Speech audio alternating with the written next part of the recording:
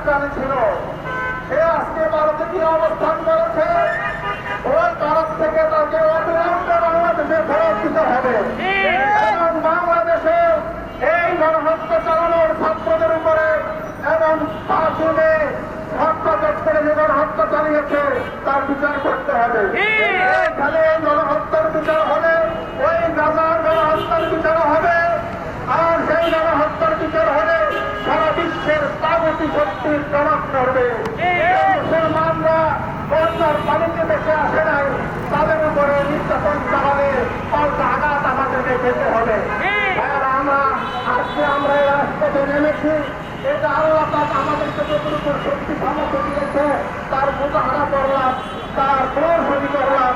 এই জন্য আমাদেরকে শিশাদালা প্রেসিডেন্ট নাই, এই রাজপথে থাকতে হবে। আল্লাহ রব্বুল আলামিন দুইটা কাতারকে ভালোবাসেন, একটা হলো নামাজের কাতার, আরেকটা হলো এই রাজপথে এই জালিমের বিরুদ্ধে প্রতিরোধের কাতার। আমরা আজকে আল্লাহর সন্তুষ্টির জন্য এখানে সমবেত হয়েছি। আশপাশে যে সমস্ত দোকানদার ভাইরা আছেন, জনতা আছেন, আপনারা সকলেই দোকান পাট বন্ধ করে অথবা আপনার অর্থনীতি করে আপনারা আজকে রাজপথে চলে আসেন।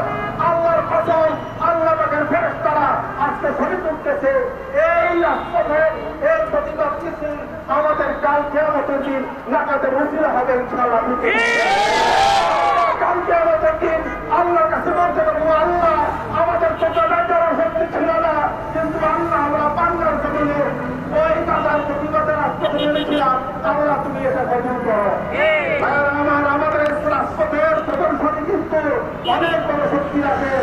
আমরা এখানে রাজপথে নেমে আল্লাহ করে যে তাকবীর দেয়, সেই তাকবীরে কিন্তু সালেমদের এবং জাহেলবাদী শক্তিদের এবং এই মোদী এবং হিন্দুত্ববাদী বিজেপি শক্তি আত্মা কেটে ওঠে, তাদের প্রবক্তা কেটে ওঠে, তারা কিন্তু ভয়ে মুছে যায়। আমরা রাষ্ট্রপতি আমরা সিদ্ধান্ত রাষ্ট্রপতি কথা গ্রহণ করি।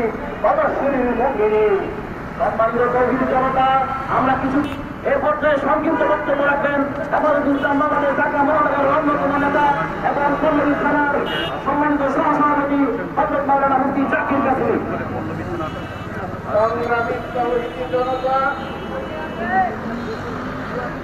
ইহুদি সম্প্রদায়, ইহুদি জাতি হলো সারা পৃথিবীর মধ্যে সবচেয়ে অভিশপ্ত খয়রাতি জাতি ছিল। পৃথিবীর কোন ভূখণ্ড এই ইহুদি সম্প্রদায়ের বসবাসের জন্য পৃথিবীর কোন ভূখণ্ডই রাজি ছিল না। স্বৈরাচার আমেরিকা, ব্রিটেন মিলে আরব কান্ট্রিতে মধ্যপ্রাচ্যে এই ফিলিস্তিনের ঐতিহ্যবাহী শহরে একটু দাঁড়ানোর জায়গা করে দিয়েছিল।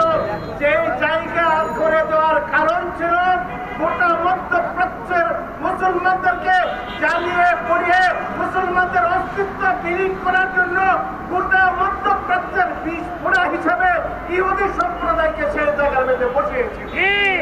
আজকে ঠিক সেই কারণে গোটা মুসলমানদের অস্তিত্ব বিলীন করার জন্য, বাইতুল মুকাদ্দাসকে বিলীন করার জন্য উঠে পড়ে তারা লেগে আছেন।